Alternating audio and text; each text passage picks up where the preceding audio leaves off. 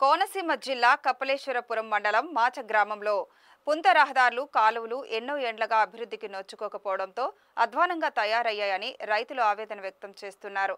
చినుకు పడితే చాలు చిత్తడిగా మారి రాకపోకలకు తీవ్ర ఇబ్బంది పడుతున్నామని రైతులు వాపోతున్నారు.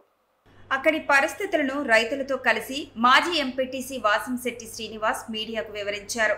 మాచర గ్రామంలో మంగళపుంత, నాగుల చెరువు పుంత, రేగుంట పుంత రహదారులు చిన్నపాటి వర్షం కురిసినా నడిచి వెళ్లే పరిస్థితి లేదని వాపోయారు.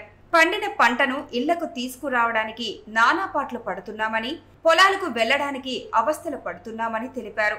వ్యవసాయ మార్కెట్ సంఘాలలో నిధులు ఉన్నా రైతులకు ఉపయోగపడే పుంత రహదారులు అభివృద్ధి చేసిన దాఖలాలు ఈ మధ్యకాలంలో జరగలేదన్నారు.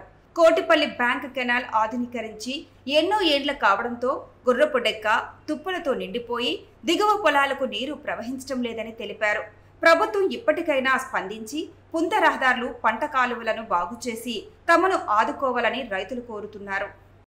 కపిలేశ్వర మండలం మాచర గ్రామం సంబంధించినటువంటి మంగళపుంత కానీ, రేగుంట పుంత కానీ, నాగుల చెరువు, మాచర మైం పుంత కానీ ఈ యొక్క పుంతలు చాలా అధ్వానంగా ఉన్నాయి.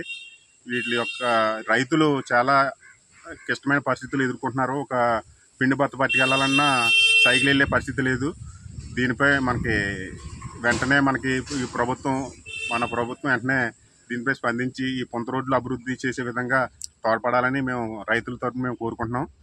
అలాగే ఒక ధాన్యం తోలేటప్పుడు కూడా ఈ ట్రాక్టర్ మీద ఒక 20 బస్తాల ధాన్యం కూడా తేలేని పరిస్థితి. రైతుకి 2 ట్రిప్పులు ఎక్కడి నుంచేనో 2 ట్రిప్పులు తేడంతో రైతు కూడా భారం అవుతుంది. దీనివల్ల రైతులకు చాలా ఆవేదన వ్యక్తం చేస్తున్నారు. ఊటకాలువ కూడా వర్షాలు విపరీతంగా కురిసేటప్పుడు గుర్రపటెక్క పేరుకుపోయి పక్కనున్న పంట పొలాలన్నీ కూడా నీట మునిగిపోయి మళ్ళీ ఊడ్చుకునే పరిస్థితి ఏర్పడుతుంది. దీనికి కూడా ఊటకాలను కూడా పరిశుభ్రంగా చేయించే విధంగా అధికారులు, మన ప్రభుత్వం తక్షణ చర్యలు తీసుకుంటే మంచిదని రైతులు ఆవేదన వ్యక్తం చేస్తున్నారు.